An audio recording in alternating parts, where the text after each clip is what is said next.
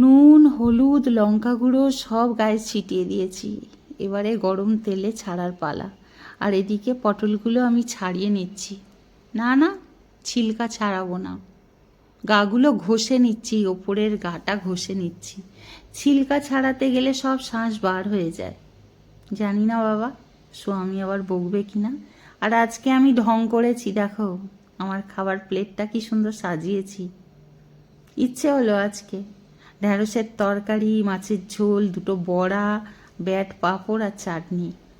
চলো আজকে একটু আকাশ দেখাই। কোথায় আর দেখাবো গো আকাশ, শুধু বড় বড় বাড়ি আর বাড়ি। যেটুকু ফাঁকে দেখা যায় নীল রঙের আকাশ। আজকে আমি কচু কাটবো। অপরাজিতা গাছটা দেখো তো কীরকম ঝাপসে আছে আগাছাতে। সময় পাচ্ছি না গো, সামনে পয়লা বৈশাখ, একটু কাস্টমারের চাপ আছে। আর এইটা দেখো এত সুন্দর রং, যেন মনে হয় সবাইকে ডেকে ডেকে দেখাই।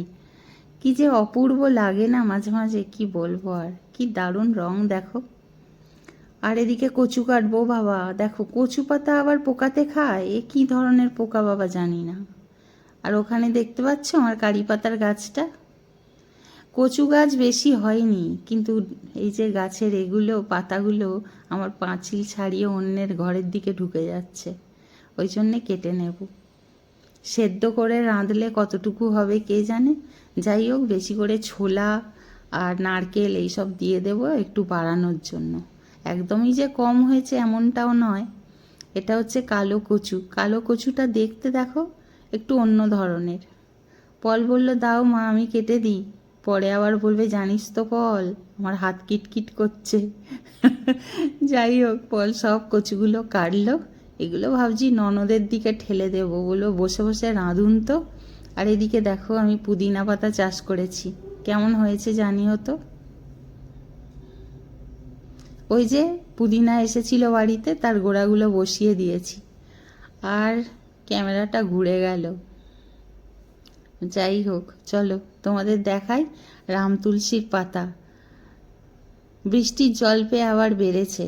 যদি কাশি টাশি হয় নিয়ে যেতে পারো, মধু দিয়ে খেয়েও আরাম পাবে।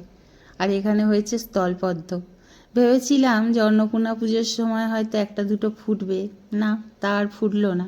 এখন গাছে ভরে ভরে কুঁড়ি এসেছে স্থলপদ্মের। দেখো, যখন যার সময় হবে তবেই তো ফুটবে, তাই না। আর এখানে আবার একটা স্থলপদ্মের গাছ আমি বানিয়েছি, মানে ডাল কেটে বসিয়ে আর কি গাছ করেছি। আর এর রঙটা দেখো কি সুন্দর লাগছে।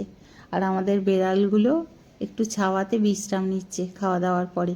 বিকেল হলে আবার খেলতে বার হবে বল নিয়ে। তো চলো, বিকেলটা সবার খুব ভালো কাটুক। চলো টাটা।